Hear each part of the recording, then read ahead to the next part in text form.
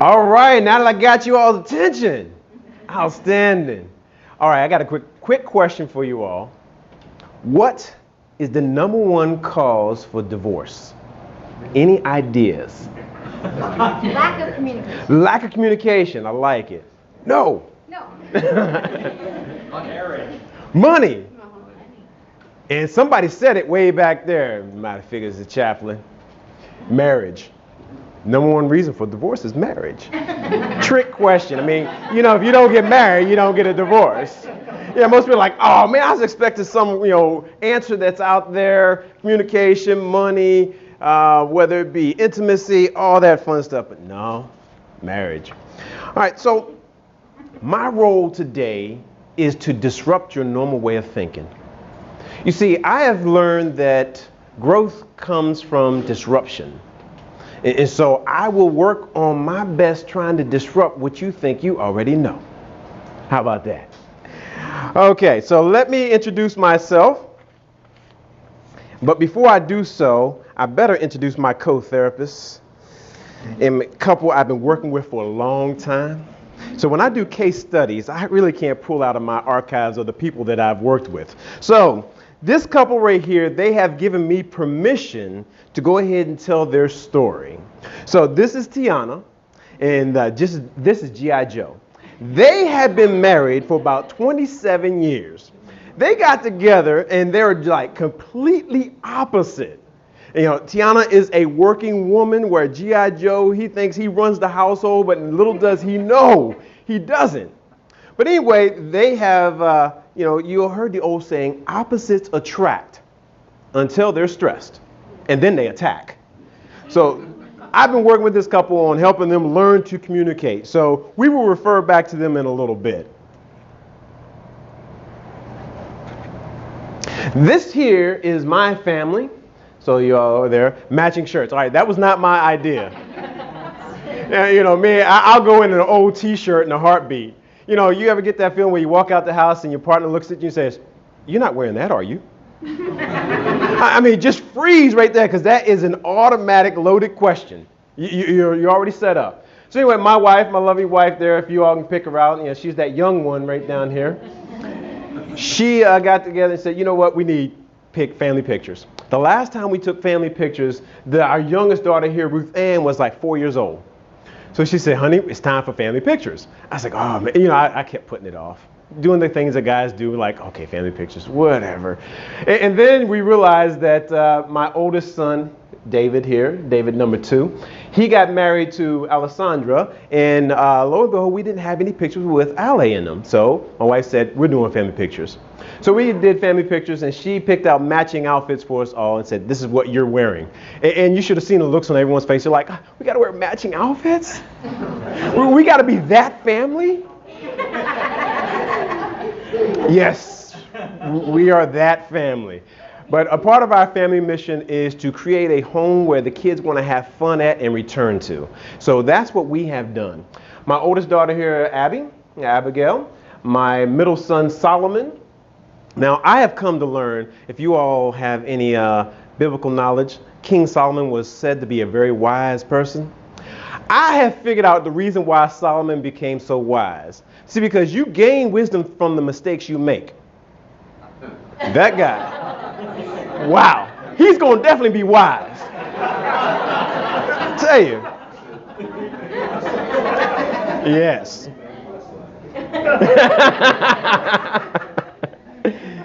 All right, so here we are. Let me tell you a little bit about my background. I spent 20 years on active duty in the Army. So I joined the Army back in 1991. So when I joined the Army, I joined after 1 year of college. Went to college, lost money. Ran out of money. Uncle Sam said, come on, we'll pay for your college for you. And so then I joined the Army. Little did I know that joining the Army as a medic and a mental health tech did not mean I could go to college at night. It meant I was going to be working, going to be deploying, and I was all over the place. First 10 years did not get any education done. It was just one of those things. You just kind of, shrug your shoulders, say, I'll get to it. One day I woke up and realized, doggone it, I've been in nearly 10 years. I got to do something. So I went back to school. Went back to school, finally got a bachelor's in human services with Upper Iowa University. So I need to do a quick roll call. All right, let me see if I can get this right. Who? That's what I thought. All right, let me do this one. Hoorah. Oh, no Marines. Okay. All right, so I couldn't figure out what the Navy does. I think there's just like, hey, how you doing, Bob? Anyone in the Navy, can it straighten me out? Oh, it's Air Force. Okay, all right. Hey, I won't hold it against any of my sister branches. That's okay. But understand. So throughout the Army career, I went back, got my education. They sent me back to school. They kept paying for it, so I kept going back to school. And lo and behold, after about 17 years, finished up and got a doctorate degree in marriage and family therapy. So my doctorate is a doctorate of ministry with a concentration in marriage and family therapy, which ministry means to serve. So I went back to school to research how to serve people. And then, lo and behold, after that, I decided to retire after 20 years. One day you just wake up and you realize, wow, where did the time go? And so, I figured I needed to do something after I grew up after the Army. So I retired. And then the Bureau came along and said, hey, come on and join us. And so I threw my name in the hat, and here we are. So throughout my tour with the Bureau, I've managed to go back to school again and continue to get a degree in, not a degree, but a certification in sex therapy. So you can imagine the conversations we have in our house. Quite interesting. So my wife, we've been married for 26 years. 27 years. Good thing she's not here or she'd be correcting me. She'd be like, missing out on one of those years. So we've been together for 27 years. And as you saw in the previous slide, we have 4 children together. Our oldest is married. And so I know most people look at him and like, doggone, he looks like a baby himself. He does look very, very young. So when he came to us and he says, Mom, Dad, I think I'm gonna get married. I looked at him knowing how focused he was, because he's one of those kids that once he puts his mind to it, kind of say, okay. Looked at him and said, well, you probably are. And realizing that my wife and I, we got married when we were 20 years old, so looked at him, couldn't say you're too young. Either that or we'd be hypocritical. So we wished him the best, and then I gave him a whole stack of books to read. So you will find that one of my hobbies is education and learning. I enjoy going back to school and learning more about relationships, how they function, how they work, how they're connected. And so you'll hear some of that research come out, but I'll try and put it in a term where it's not so much, $5 long words, but more or less, here's the basic principle of it. So I went to school and continued to learn about neurobiology and neuropsychology. How does the brain function in a relationship? It always fascinated me.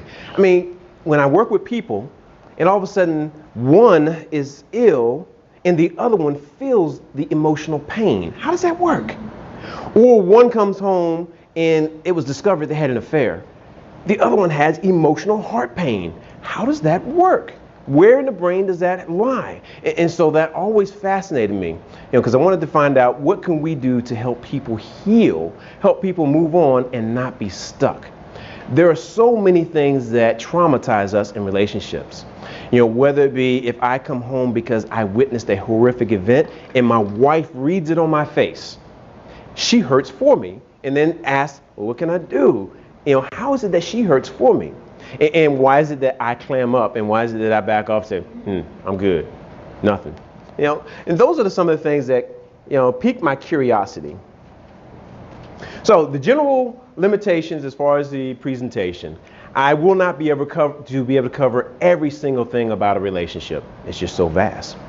I will remind you, although I may present as a relationship expert, I am not the relationship expert of your relationship. You all are the relationship experts of your own relationship. I will just merely give you tools in order to make things better. All right. The information that I present, I always like to put down there my FBI disclaimer. It is not endorsed by the FBI, so you can't go home and say, well, the FBI said we got to do this, honey. It doesn't work that way. So the information I present is based on the research and based on my background. This discussion is not meant to be treatment. It is not meant to be therapy. It is meant to be educational. Also, I hope it will be at a place where it will pique your interest to continue to do your own research. And feel free to email me and say, hey, you said such and such. Can you give me more information? I will. Also, if you are back in your own home place and you say, you know what, I think we need some additional help, email any one of our EAP peers, EAP counselors. We will get you the resources near where you're at. If we don't know of anyone, we will work hard to find someone close to you. Now, as an added bonus, I am recording this in order to continue to enhance and make my craft a little better. So this, although it is low production, if you say, I'd like to see that again, email me and I will send you the link to where you all can watch it again. And for some of y'all that your spouses are not here, you can sit down and watch and say, hey, FBI said we got to watch this. Or you may go back and say, you know what, I'd like to get a copy of your slides. As we said before, come on up, put your name on this sheet here. We will make sure you get copies of that, provided that the recordings come out. Every once in a while, technology gremlins come out and they say, it's not happening. But I will do my part to get it to you. All right, let's see what we got here.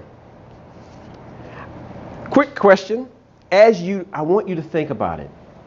What is your philosophy of a marriage or relationship or commitment?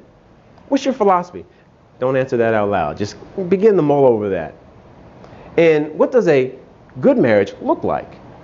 Because sometimes we go back to our family of origin and we say, well, you know, mom and dad had a pretty good relationship. Although we didn't see when mom and dad may have argued and fight and, you know, where things happened before we arrived. Or you may say, well, your Uncle Lil over there, he got a good relationship, so yeah. Or, you know what? What about Raymond? That TV show. Yeah. You may find relationships in the media that you want to model. You may find family of origin relationships. But we each come at relationships from a different vantage point. And oftentimes the way we come at it is not the same vantage point that our partner may come to the relationship. So I often encourage couples to begin to talk about what's a relationship look like for you all. And you know, number one question I love to ask clients to come to see me. Why did you guys get married? Well, it seemed like the next logical step. Well, it had benefits. Well, I needed insurance. I mean, there's all kinds of reasons why people decide to get married. You know, look, I grew up in the military. And in the military, I watched relationships get married for the contract. I mean, look, I'm trying to get out of the barracks. You want to get out of the barracks? Yeah, let's get out of the barracks. So you hook up, get out of the barracks, and each of them live their separate lives. And then all of a sudden they say, ooh, I think I like you. And then all of a sudden, you know, they start looking at one another and they start to grow a little closer. Then again, you have some people that start off and they're really in love. And they're just all over it, having a great time. And 2 years later, they wake up and they realize, hey, I think we're just roommates sharing a last name. And the relationship begins to deteriorate. So there's lots of reasons why people get married. Question I often ponder is, why do you stay married? Not just why you get married, but why do you stay married? You know, because there becomes a compelling reason. So later on, we'll talk more about the myths of a marriage, the 50-50 myth. You know, I always like to, you know, put that out front. I'll try and tell you all my biases out front. You know, because we all have a bias, whatever that may be. So my bias is I do not believe in a 50-50 relationship. You know, you do half, I do half, we'll meet somewhere in the middle. It doesn't quite work out. When I was a little younger, I used to do math. I enjoy math. And let me see if you all can work out this equation. So you have 0.5 times 0.5. Any math majors out there? What does that equal? 0.25. So the relationship gets even smaller. However, when you have 1 times 1, you have 1 relationship. So I have to work on becoming a whole person and doing my part. Even if my partner doesn't do her part, I'm still better off. So many times people say, well, okay, all right, I get that. So what about a 100-100 relationship? You know, you do your 100%, I'll do my 100%, and there we have it. We got it. I used to believe in a 100-100 relationship. It looks something like this. Now, my 100 and my wife's 100. A little bit different. So the problem is, there's a problem. I look at it and I say, I will do my 100% so long as you do your 100%. But if you don't do your 100%, I can't do my 100% because you know that's not fair. Now, when I look over at my wife, because nobody is perfect, it's easy to look at her and say, well, shoot, she only doing about 80%. Now, the moment she only does 80%, guess how much I'm going to do? Oh, no. Y'all give me too much credit. 120? Oh, man, that is definitely a lot of credit. I love it. Get this little guy a job. So I'm going to put in 70%. Why? Because I'm a little lazy. Now, the moment my wife sees me putting in 70%, she's going to say, oh, no, he didn't. That's, Now, I get no extra credit with my wife just because I'm a marriage and family therapist. Matter of fact, it's worse. He's like, don't do that psycho mumbo jumbo on me. So she'll look at me. She won't see 70%. My wife will see 60%. And so now you have a war of attrition. So after a while, the relationship and what we contribute begins to quickly deteriorate. To the point where it's like, well, I'm not doing it until you do. I'm not doing what you do. I don't know what's wrong with you. You ever have that argument where you say, where you want to eat at tonight? I don't know. Where you want to eat at tonight? Well, I'll eat wherever you want to eat tonight. Well, no, you decide. Well, no, you decide. I love that argument. The argument there, I'll translate it really quick. It says, I don't want to do anything or make any decisions that's going to piss you off, so therefore you make the decision, and then it won't be my fault. and with that, it's like, we love to shuffle responsibility over to the other person. So here you have this quick relationship that deteriorates very rapidly to where now it's down to, I can't get anything out of you. We just can't communicate. I love that. However, as I begin to mature and grow up a little bit, I realize I now believe in a 100-0 relationship. Let me qualify that. I have to become responsible for what I put into the marriage, regardless of what my wife puts in. Whatever she puts in, that's between her and God. However, I can never delegate my responsibility as a husband. It's all me. Now, mind you, there are days I only put in 70%. But it has nothing to do with my wife. It has everything to do with this guy. In actuality, I always say, shoot for 95%. Many times, we get stuck in this mode of if, then. If you, then I. Well, because of you, now I. That often looks like a very conditional relationship, because in math, the if, then, it's a condition.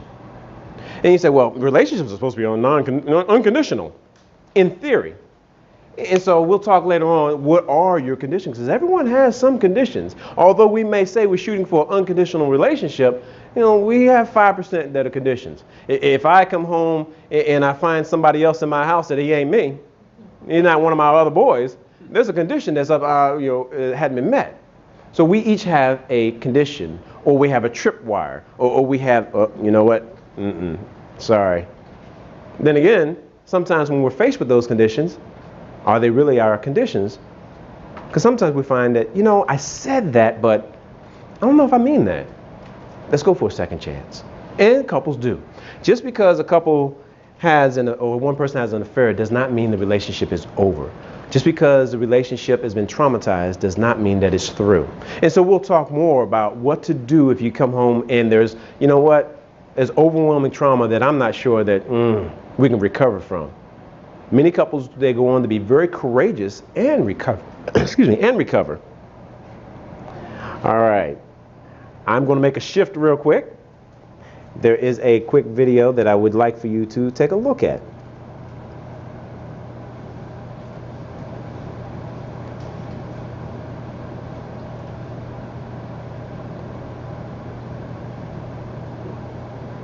See if you can follow the directions after this quick commercial. Gentlemen, I have just received Louisiana.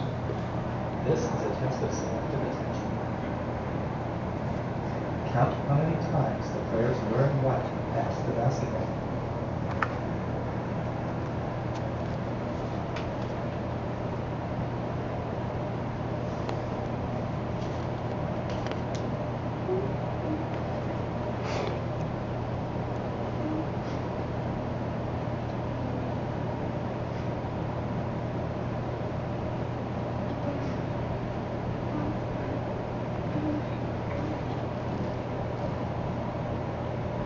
How many passes did you count? All right. How many did you all count? Anybody get the answer? Did you see the Yeah, awesome. But anybody see the gorilla? I know some people are like, wait a minute, what gorilla? Yeah. This video is from research by Daniel Simon and Christopher Shabrady and is copyrighted. All right. Available for use in talks, training, and teaching on DVDs from Vision. Thank you. I got your permission. All right. Sometimes it's easy to overlook what's right in front of us. Oh. We'll save Carol Burnett for later. I know some of us older folks are like, Carol Burnett, yeah. So sometimes it is very easy not to see what's happening right in front of you. And so we overlook many things. We become mind blind. Can't figure out, what do we need to do? How do we communicate? Well, sometimes the answer is right in front of us and we don't see it. Why? We're overly focused on one other thing. I'm overly focused on work. I'll tell you, short story. So during my time in the military, I spent 3 tours at Fort Leavenworth. I worked at the military's maximum security prison. Let me tell you, when I first got there, I first learned about the prison, I was not a big fan of going to the prison. So I was stationed at Fort Riley, and we took a tour over to Fort Leavenworth to figure out, hey, what do they do over at Fort Leavenworth as mental health? So we get there, and I'm wandering around, and it's just like one of those intimidating sights. I don't know if you've ever walked in a prison and you have the doors just slammed behind you. I mean, that's just a powerful sound. You know, in the back of my mind, I'm thinking, man, I sure hope I can get out. You hear this ka-choom. So while in the prison, we're wandering through, and afterwards, one of the sergeants comes and says, hey, what do you guys think of this? And you know, they're getting all the feedback. And in the back of my mind, I was thinking to myself, man, I'd hate to work here. This is horrible. Wouldn't you know, 3 months later, God heard me. I was on assignment to Fort Leavenworth, literally. So went out to Fort Leavenworth, and while I got there, one of the sergeants, he had looked at me and he said, look, let me tell you something there, Sergeant Jenkins. In about 6 months, you're going to have a nightmare that you're locked in prison and you can't get out. Don't worry about it. Just roll over, go back to sleep. It'll be all right.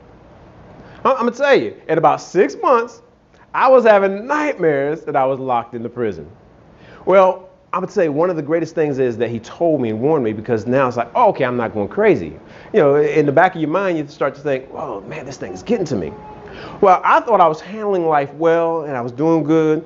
And next thing I know, a year had passed by, and my wife, she came to me and she gave me this little side-eyed look. Now, side eye. You guys ever see chickens? Chickens look at you through the side of their eye, and they're like, when they do that, they're about to peck you. we have backyard chickens. And my daughter learned the hard way that chickens do peck, and they peck hard. So my wife gives me this side eye, and she looks at me. Now, what I didn't tell you, my wife used to be in the military also. So in the military, we have this thing when they talk to you, it's the straight hand. And it's not, you know, we learn don't point at people because that's offensive. So they give you the straight hand. So she looked at me and she says, honey, I don't know who you are, but you got to go somewhere and get your head put on straight. Because you're not the man I married. And lo and behold, she was right. I was irritable. I'd come home and I was grumpy. I didn't hug my daughters anymore. I was pushing people off. And what had happened was, working in the toxic environment, it became overwhelming. Reading all the case files, interviewing all the inmates. So my caseload was working with child sex offenders, and ruling out whether or not they were psychopaths. So I got to hear all the gruesome things that you really don't want to hear. So there were times that I would come home and just take a shower. Be like, Didn't say anything. You just home and you just grunt. And she was right. And it took her giving me the drill sergeant hand, waking me up before I realized, I got to do something. And so I went and got help, connected up with other folks that were experiencing the same thing, and realized, wow, the overwhelming toxicity of working in an environment that it can just really grate at you and you not even realize it. Here I thought I was handling it. Why? I'm a mental health guy. We got this covered. Human. Oh, I'm FBI agent. I got this covered. Human. And so oftentimes our family members will see the things that we don't see because we get used to it. We live with ourselves day in and day out. And so the moment she woke me up, went and got help, realized, I can't continue to endure that or put my family through that.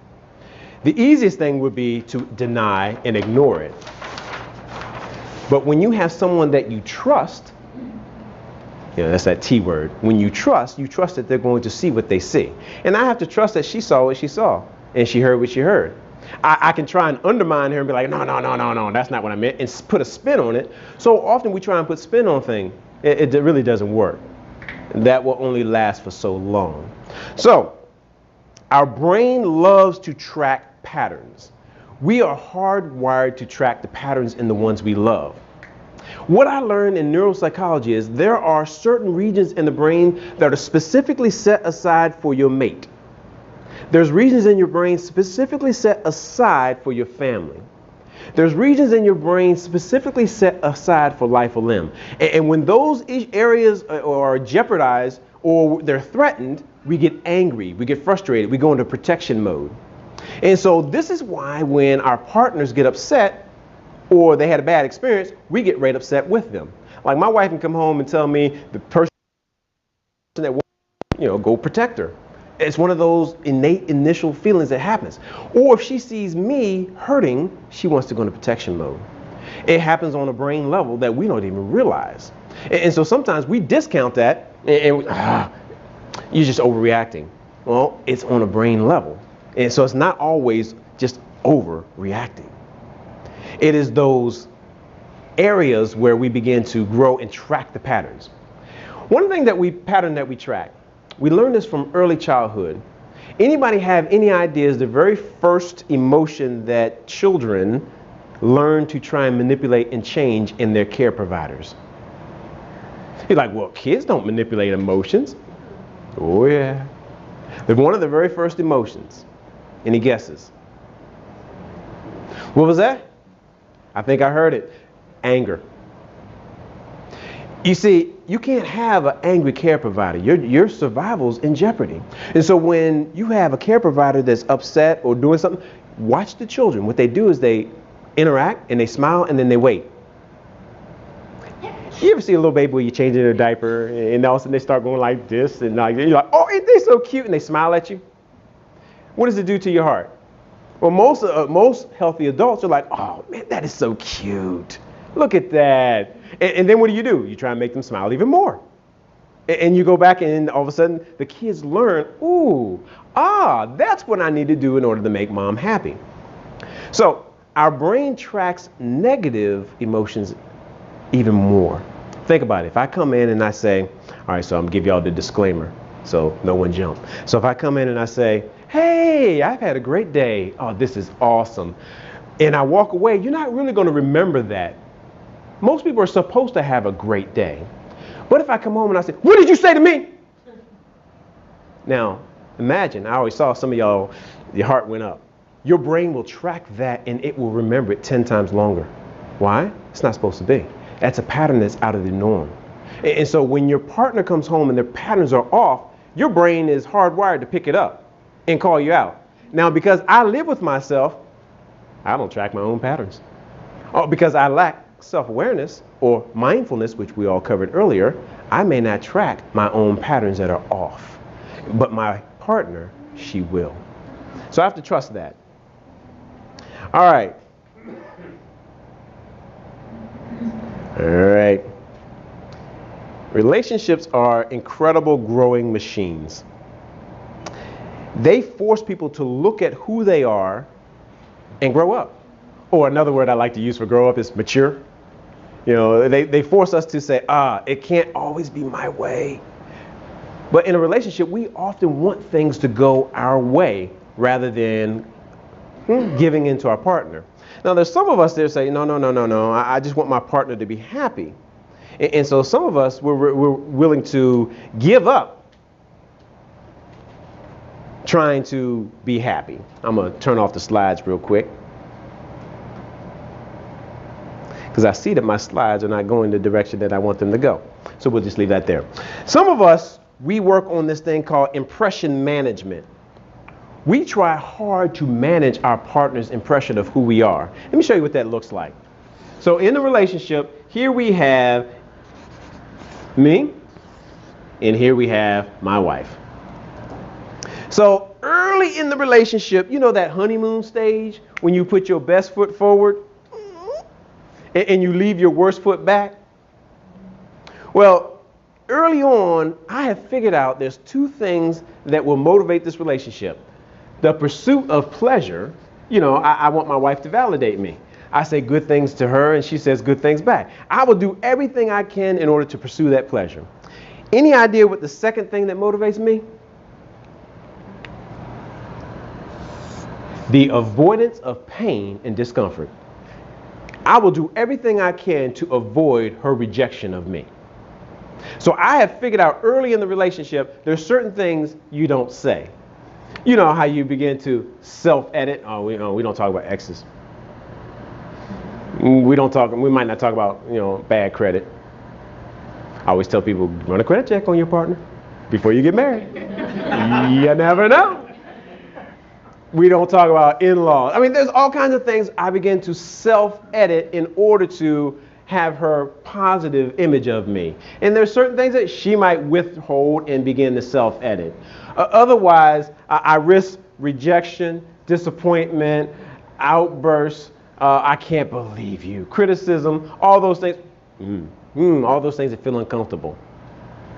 So lo and behold, with laws of diminishing returns, what's left to say that's acceptable to her gets even smaller.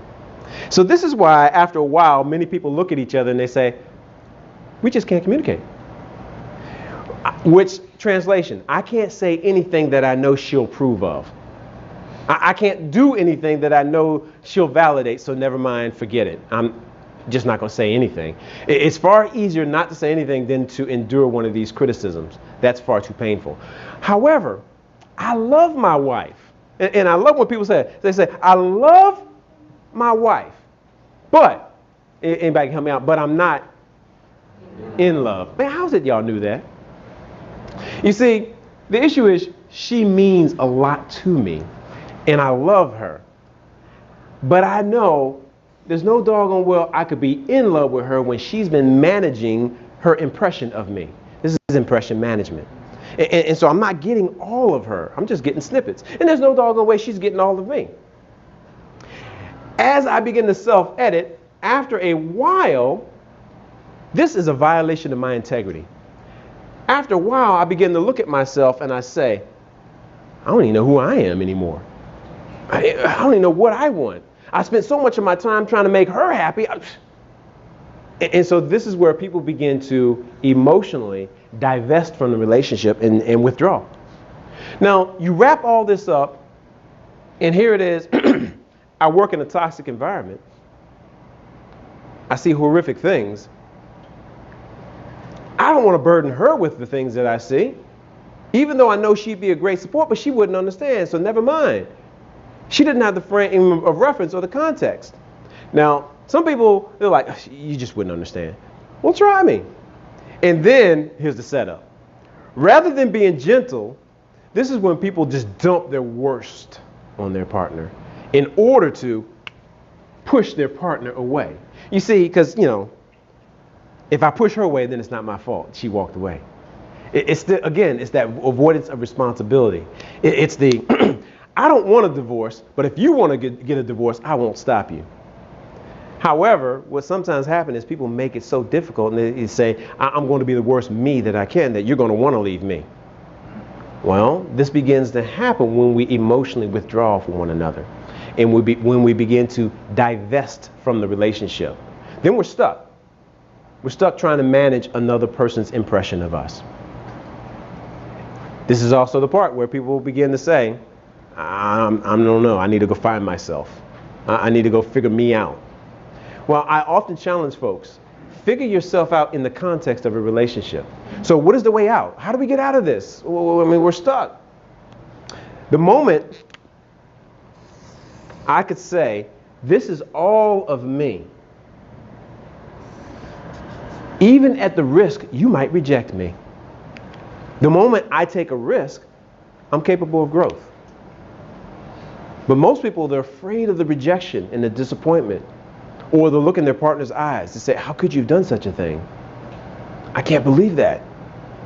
And it's hard to go reach out and take that risk. And so we take the easy way out. So I often encourage clients to become courageous in their relationships and begin to move forward in the relationship rather than withdraw from each other. You see, the easy thing to do is to withdraw and get stuck, and then you get to blame the other person. Yeah, that's the easy way to walk out.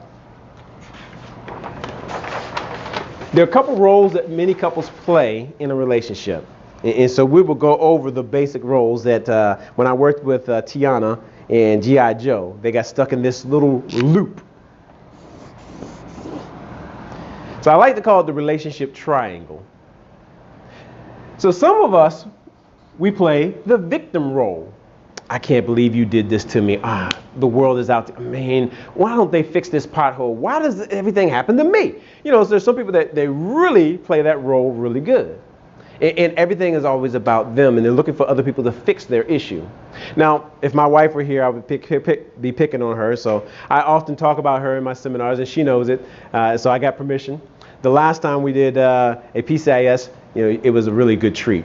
She joined me, and so she got to validate or disprove some of the things I was talking about. So I used to tease my wife, and I said she would play a victim role really good. She would go to the store, and she would have these groceries, and she'd have a look on her face that looked really helpless, and random strangers would come up to her and be like, I got that, ma'am. And they would just come rescue her. They would always take care of her and do these things. I don't think she ever got a speeding ticket in her life because, you know, she just know how to turn on the waterworks. Y'all know who y'all are. Y'all can do that really good.